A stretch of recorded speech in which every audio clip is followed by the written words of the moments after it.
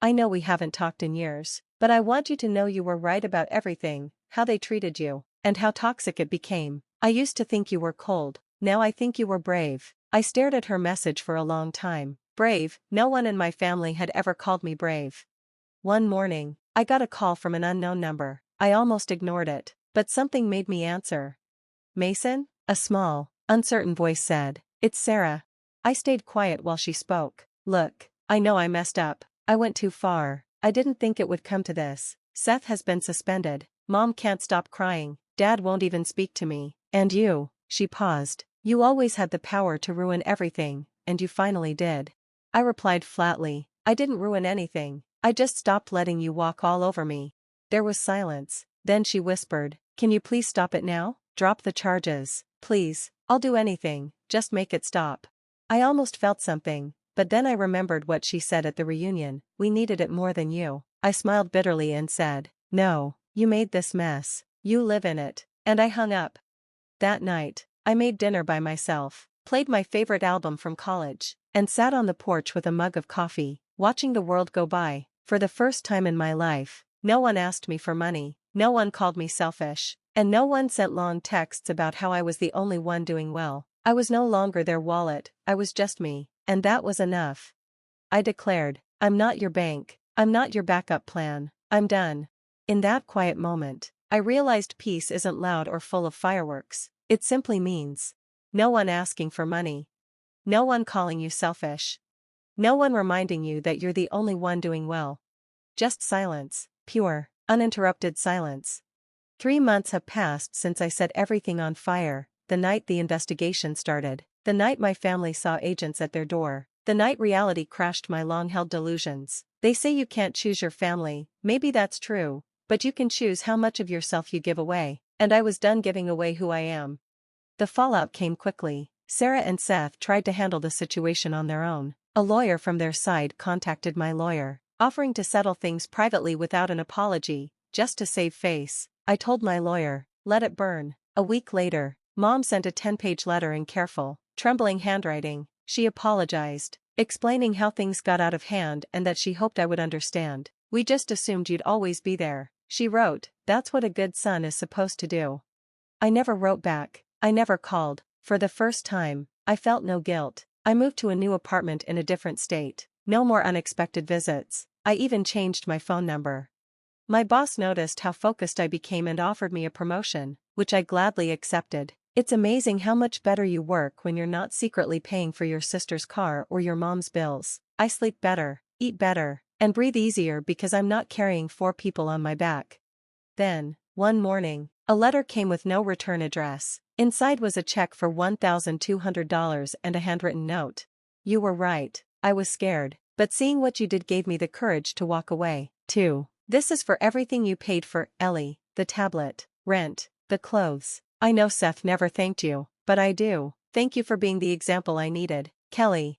I read the note twice and cried, not from sadness or pain, but because, for the first time, someone in my family saw me as a person, not just a wallet or a scapegoat.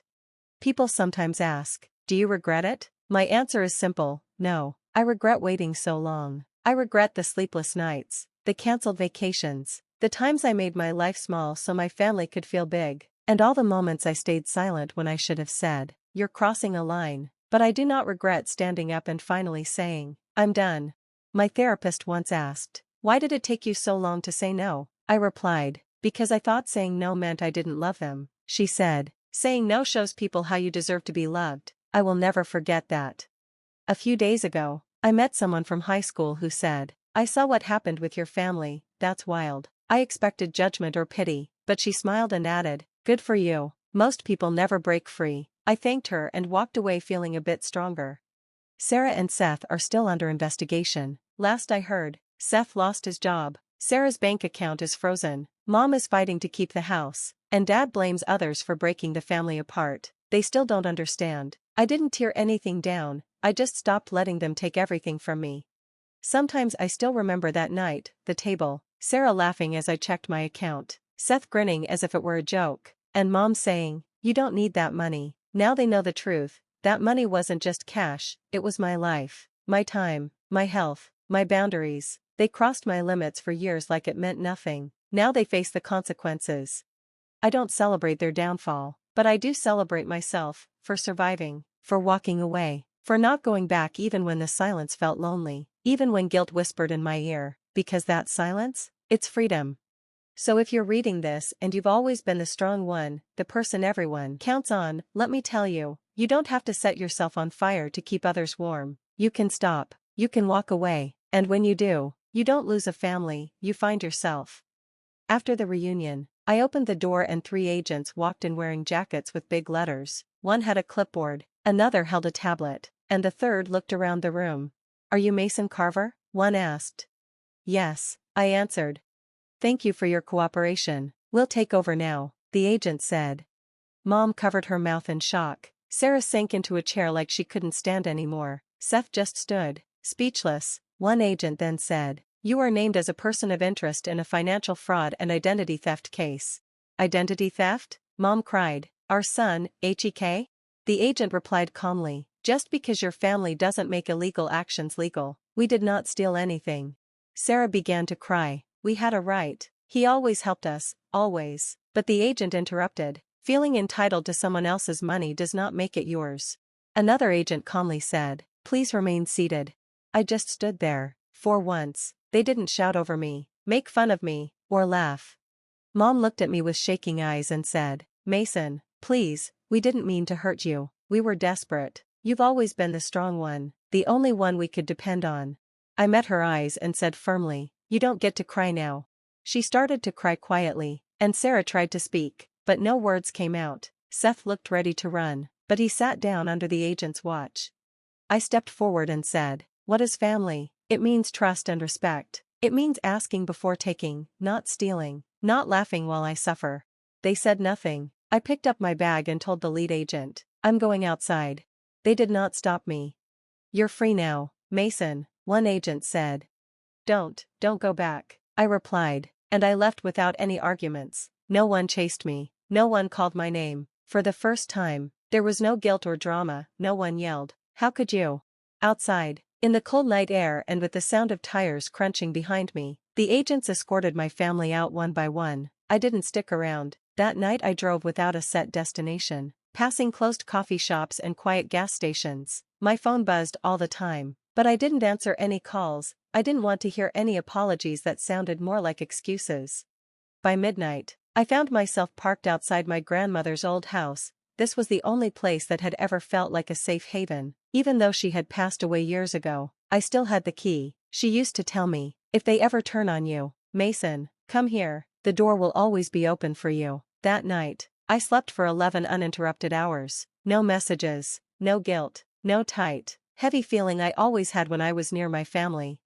When I woke up, I made coffee in my chipped mug and watched the sun slowly rise over her old garden fence. For the first time in years, I felt like I could finally breathe. But the quiet didn't last. That afternoon, I received an email from Dad. "This has gone too far. You've humiliated the entire family. What happened to loyalty?" I did not reply. Then Sarah texted, "I hope you're happy. My accounts have been frozen, and Seth is under investigation at work. You ruined our lives over a few payments. Try tens of thousands of dollars, and 5 years of silent sacrifice." Shortly after, Mom left a voicemail with a soft, cracking voice. "You didn't have to do it this way. We could have handled it like a family. Mason, please, the charges might come. They even said we might lose the house." When I heard "lose the house," I suddenly felt numb. I wasn't angry or vengeful anymore. I simply didn't care. I had lost a home long ago when my family decided I was useful only as a bank account, not as a son. 2 days later, I received a text from Seth. "Just so you know, Sarah is trying to blame you. She says you knew and allowed the money transfers. There's a lawyer involved. Watch your back." I almost laughed. Even as everything fell apart, she still tried to twist it. That night, I called my lawyer and sent him everything I had said. He replied, "We're not only pressing charges, I want a restraining order, too." Not every message was hostile. A week later, I got an email from Kelly, Seth's sister.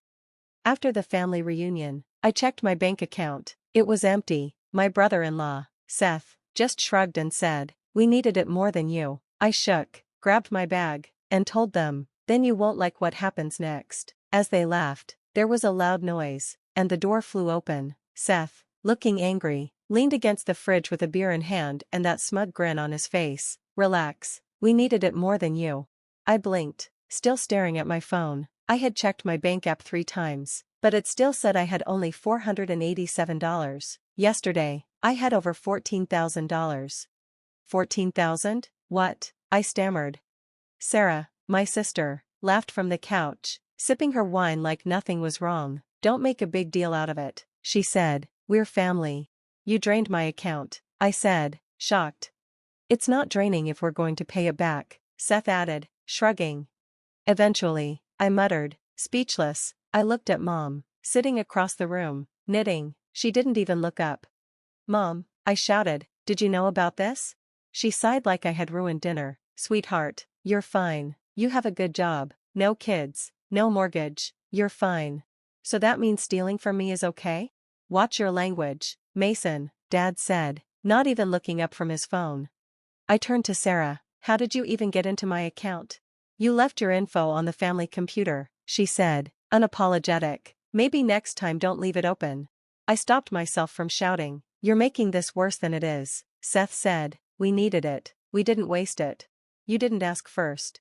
We didn't think we needed to, Sarah snapped. You've always helped, so what's the difference? I picked up my bag slowly. No one moved, apologized, or even seemed surprised. Leaving already? Mom asked. Yep, I said, putting on my coat, but I'll be in touch. Don't be like that. Sarah rolled her eyes. We needed it more than you. It's just facts. I grabbed the doorknob, paused, and said, then you won't mind what's coming next. They laughed, but something was already happening outside.